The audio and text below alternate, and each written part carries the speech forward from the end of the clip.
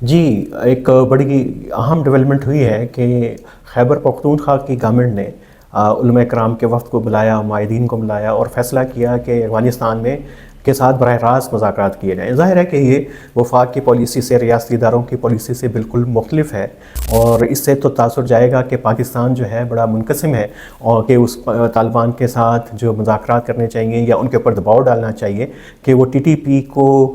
یا تو حوالے کریں یا ان سے سرنڈر کروائیں۔ تو یہ عجیب سی صورتحال ہو گئی ہے، اور یہ بڑی تقسیم جو ہے واضح ہو گئی ہے، اور یہ اس وقت ہو رہا ہے کہ جب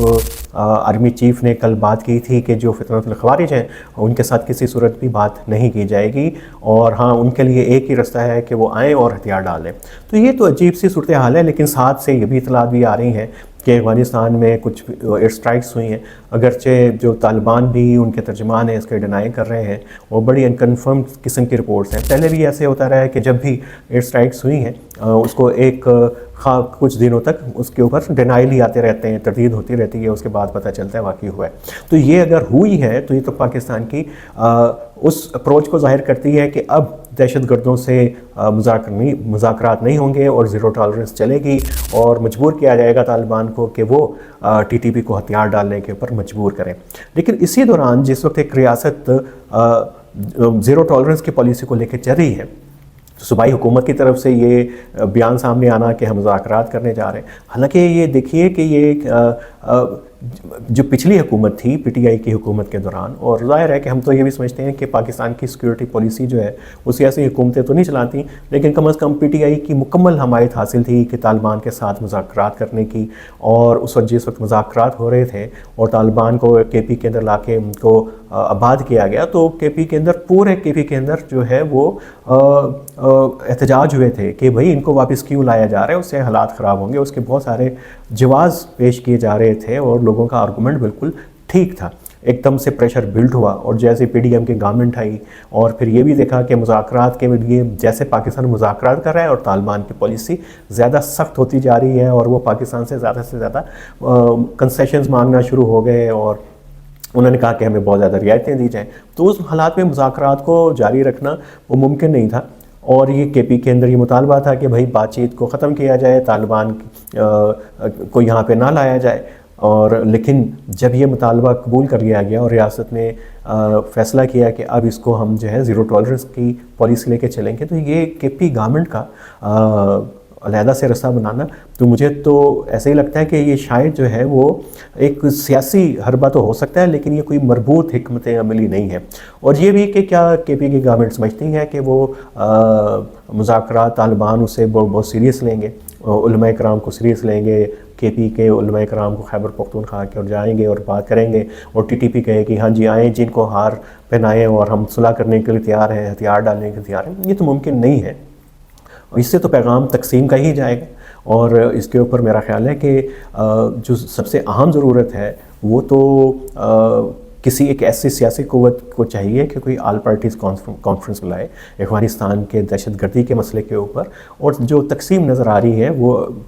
ریاستی اداروں میں ہماری جو وفاقی حکومت ہے، صوبائی حکومت کی اپروچ اور پالیسیز میں اس کو دور کریں۔ اس وقت پاکستان کو تقسیم کا تاثر، جس وقت چیلنجز کافی ہیں، اکانومی بڑی مشکل سے گرتی پڑتی جو ہے سنبھلنے کی کوشش کر رہی ہے، کہ ان حالات کے اندر یہ اس قسم کے میسج جانا تو میرا نہیں خیال کہ یہ کوئی بہت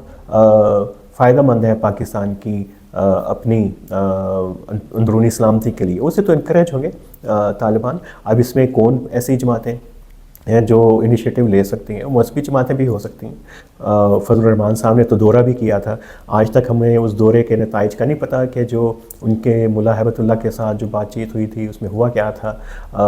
بس کچھ افواہیں گھومتی رہتی ہیں کہ اس میں مولانا نے تو الیکشن میں سیکیورٹی کی ضمانت مانگی تھی، اور طالبان نے جو ہے وہ ٹی ٹی پی کے لیے اسپیس مانگی تھی۔ تو یہ اس وقت ابہام کو ختم کرنے کی ضرورت ہے، اور یکسوئی جو ہے وہ بڑی امپورٹنٹ ہوتی ہے کسی بھی جنگ کے اندر بھی، اور جنگیں جو ہے قومیں لڑتی ہیں، اور خاص طور کے اوپر ایسی جنگ جو پاکستان کی سرحدوں کے اندر لڑی جا رہی ہو، جو دہشت گردی کی جنگ ہے، جو دہا پسندی کی جنگ ہے، تو وہ اس کے لیے تو بہت ہی زیادہ یکسوئی اور اتفاق چاہیے۔ یہ شاید آپ کو یاد ہو، اسی یکسوئی کو پیدا کرنے کے لیے، کنسنسس پیدا کرنے کے لیے نارتھ وزیرستان کے آپریشن کو ڈیلے کیا گیا تھا۔ کیانی صاحب نے کہا تھا جی کہ میں تو اس وقت آپریشن نہیں کروں گا جب تک کنسنسس نہیں ہوگا، اور پھر راحل شریف نے آ کے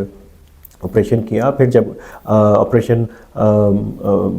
ہوا سوات کے اندر، تو اس وقت بھی پارلیمنٹ میں جو ہے وہ بریفنگز ہوئیں، تو اس کے بعد پھر تاکہ کنسنسس جو ہے واضح ہو، تو یہ ابھی پارلیمنٹ بھی پاکستان کی خاموش ہے، ادھر سے کوئی آواز نہیں آ رہی۔ پارلیمنٹ کو اپنا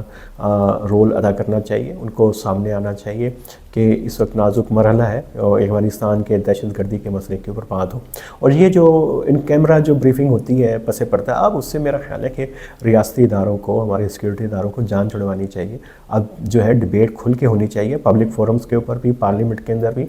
جب آپ ان کیمرہ بریفنگز دیتے ہیں اور خفیہ مذاکرات کرتے ہیں، تو اس سے بھی ایک کمزوری ظاہر ہوتی ہے کہ آپ جو ہے اپنے لوگوں سے چیزیں ہیں اس کو چھپا رہے ہیں۔ کنسنسس کریٹ کرنے کے لیے تو آپ کو